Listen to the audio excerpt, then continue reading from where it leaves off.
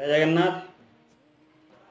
आपण आलस्य असुस्थ बोध अनुभव करुछंती कि निजको दुर्बल अनुभव करुछंती कि सुंदर प्रतिकार सप्ताह को मिनिमम गोटे दिन लुण पानी रे स्नान करंतु। यदि सप्ताह को थरुटिए मात्र लुण पानी रे आपण स्नान करुछंती आपण को आलस्य दूरीभूत हेब। श्मशान किंबा चिकित्सालय मेडिकल फेरिबा परे लुण पानी रे स्नान कले आलस्य दूरीभूत हुए।